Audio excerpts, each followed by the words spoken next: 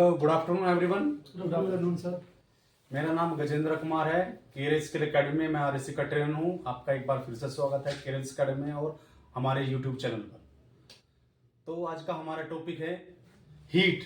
आज हम आपको हीट के बारे में बताएंगे। हीट क्या है? हीट का मतलब ऊष्मा।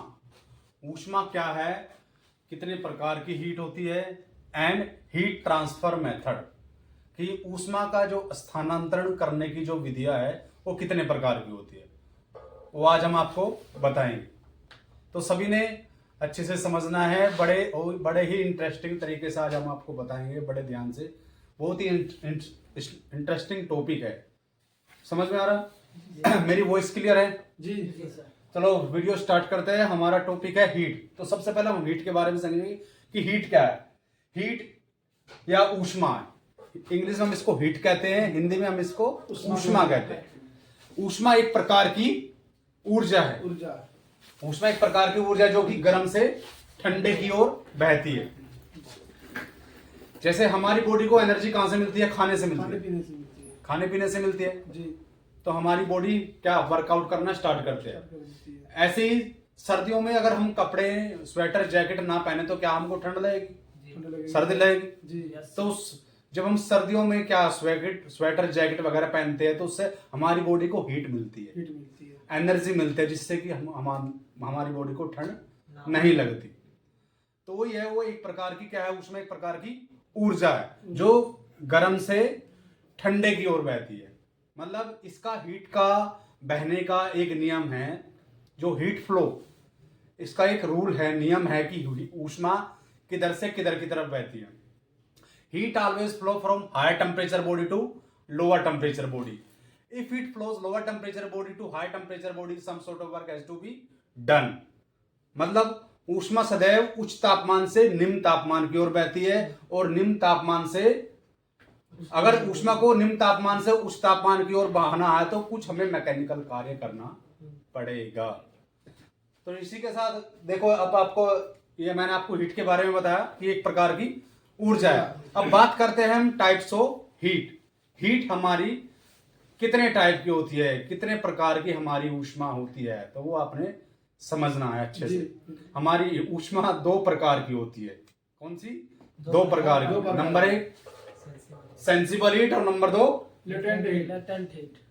Latent heat. नंबर वन है सेंसिबल हीट, नंबर टू है लेटेंट हीट। सेंसिबल हीट क्या होती है? जो फील कर सकते हैं, जिसको हम महसूस कर सकते हैं, जिसको हम फील कर सकते हैं। जो हमको अभी आपको हम ऐसे कर रहे हैं, देखो ये हम जो ऐसे करेंगे, ये क्या है, हम अपने दोनों हाथों को क्या करेंगे, फ्रिक्शन, आपस में रगड़ेंगे, फ्रिक्शन करेंगे तो क्या करेंगे, ये क्या हो रहा है, हमारा घर्षण हो रहा है। जिससे हमारे जो हमको जो हीट फील हो रही है, कौन सी हीट है वो? सेंसिबल हीट है। कौन सी? इसको सेंसिबल हीट को हम क्या महसूस कर सकते हैं, और इसको हम माप भी सकते हैं, मेजर भी कर सकते हैं। सेंसिबल हीट को माप भी सकते हैं और महसूस भी कर सकते हैं। तो इसकी एक सिंपल सी डेफिनेशन मैं आज आपको बताता हूं। सेंसिबल हीट की क्या है? किसी वस्तु की अवस्था बदले बिना उसके तापमान में जो परिवर्तन आता है उसको हम क्या कहेंगे? Sensible heat. जैसे हम बाजार से कुछ फूड प्रोडक्ट परचेज करके लाकर फ्रिज में रखते हैं कि ठंडा करने के लिए, कि उनका टेस्ट अच्छा रहे, खाने में अच्छे लगे। तो आधे से एक घंटे के बाद वो उसमें जो हमने जो फ्रूट्स उसके अंदर रखे ठंडे हो जाते हैं जी। लेकिन क्या उनका जूस भी बन जाता है? नहीं सर, केवल ठंडे ठंडे होते हैं। उनका केवल क्या है, टेम्परेचर कम होता है, लेकिन अवस्था उनकी सेम रहती है। Only for change temperature change होता है, अवस्था लेकिन सेम वही रहती है। इसी को हम क्या कहते हैं? Sensible heat. इसको हम मेजर कर सकते हैं कि इसमें कितना टेम्परेचर की हीट कम हुई, कितने टेम्परेचर की हीट ज्यादा हुई, उसको हम मेजर कर सकते हैं। तो ये है हमारी सेंसिबल हीट। अब बात करते हैं नंबर दो। नंबर टू है हमारी लेटेंट हीट। लेटेंट हीट में क्या होता है? इसका लेटेंट हीट क्या होती है? सेंसिबल हीट का जस्ट अपोजिट। इसमें क्या होता है? लेटेंट हीट को हिंदी में कहते हैं गुप्त ऊष्मा। क्या कहते हैं? गुप्त ऊष्मा। और सेंसिबल को बोलते हैं कौन सी? संवेदी ऊष्मा। संवेदी ऊष्मा। और लेटेंट हीट को हम हिंदी में बोलेंगे गुप्त ऊष्मा। गुप्त ऊष्मा का मतलब है छिपी हुई ऊष्मा। इसको हम माप नहीं सकते, मेजर नहीं कर सकते, क्योंकि ये ऊष्मा, इसके अंदर ऊष्मा छिपी हुई होती है, ना ही हम इसको महसूस कर सकते, केवल इसलिए हम इसको लेटेंट हीट कहते हैं। इसकी परिभाषा क्या है कि डेफिनेशन क्या होगी, किसी वस्तु का तापमान बदले बिना उसकी अवस्था में जो परिवर्तन आता है उसे क्या कहेंगे हम, लेटेंट हीट। जैसे पानी है, पानी को हम गर्म करते हैं उस फिर वो धीरे धीरे क्या बॉयल होना स्टार्ट हो जाता है, और गर्म करेंगे और हीट देंगे तो बॉयल होना स्टार्ट हो जाएगा। तो उसका टेम्परेचर कितना आ जाता है, 100 डिग्री। वेरी गुड, 100 डिग्री पे पानी हमारा बॉयल होता है।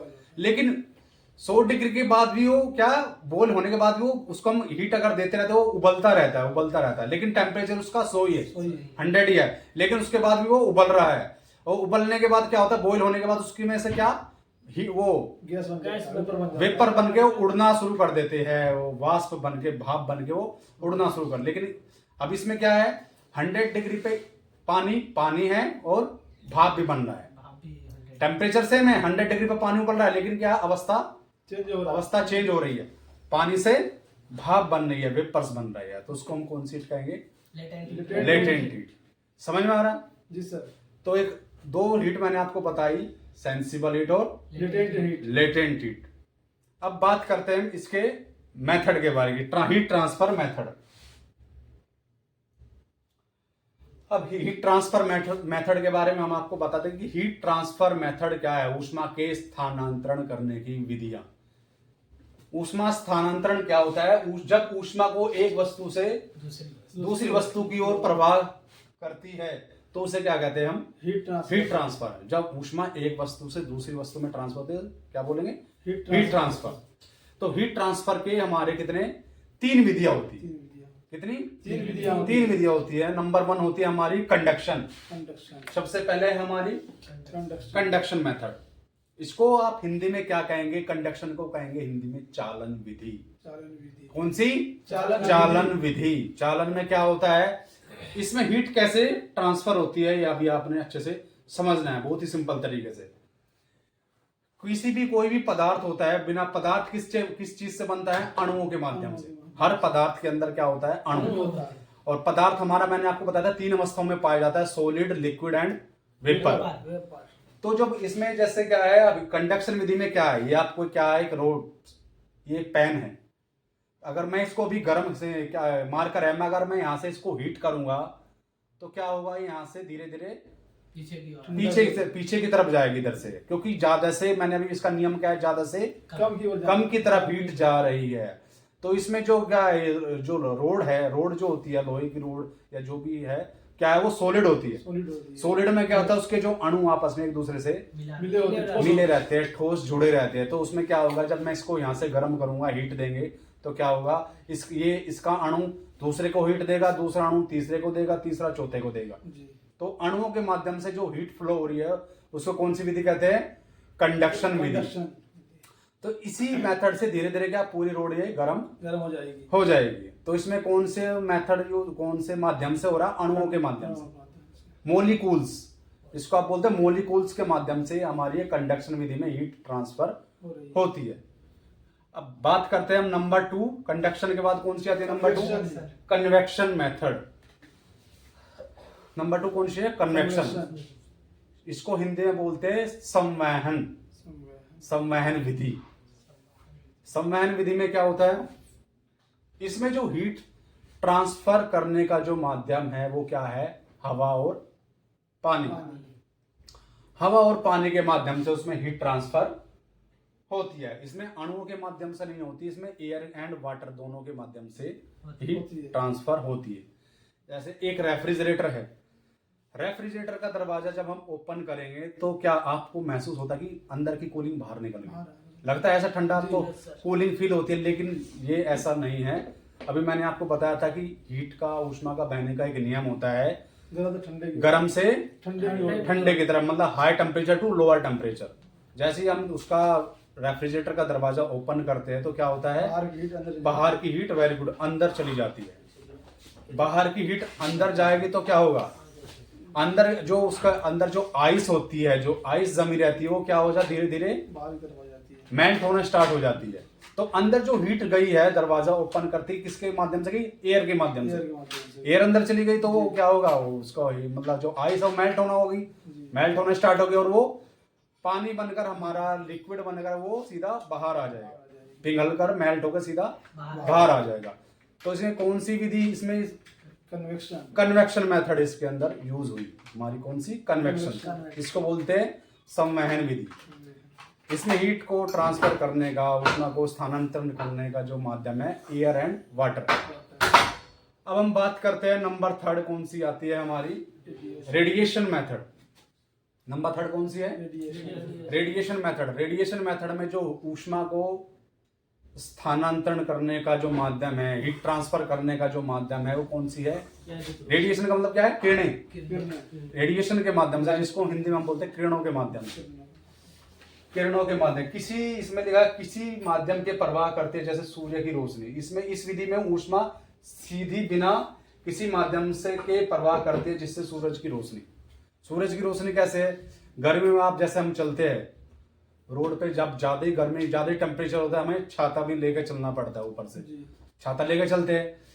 तो छाता लेने के बाद क्या, जब हम रोड पे चलते हैं छाता ले, हमारे ऊपर छाएं तो हो जाती है, धूप तो बढ़ जाती है, लेकिन क्या उसके अंदर क्या एसी चल जाता है, नहीं सर, गर्मी तो रहेगी, केवल क्या है धूप आना बंद हो जाएगी। लेकिन वो छाते के जो उसकी जो सूरज की जो किरणें हैं, सूरज की रोशनी की जो किरणें, वो उसको छाते को भी क्रॉस करके वो हमारी बॉडी तक पहुंचती है, लेकिन जिससे कि हमको पसीना आता रहता है। तो जो उसके छाते के अंदर से जो हमारे पास जो हीट ट्रांसफर हुई वो कौन से मेथड से हुई, रेडिएशन मेथड से, किरणों के माध्यम से। तो ये कौन सा मेथड हुआ हमारा, रेडिएशन मेथड। तो अभी आपको मैंने आपको हीट के बारे में बताया कि हीट क्या है। हीट एक प्रकार की ऊर्जा है, ऊर्जा है। और ये कितने टाइप की होती है हमारी, दो टाइप की होती है हमारी। नंबर 1 है हमारी सेंसिबल हीट, नंबर 2 है लेटेंट हीट।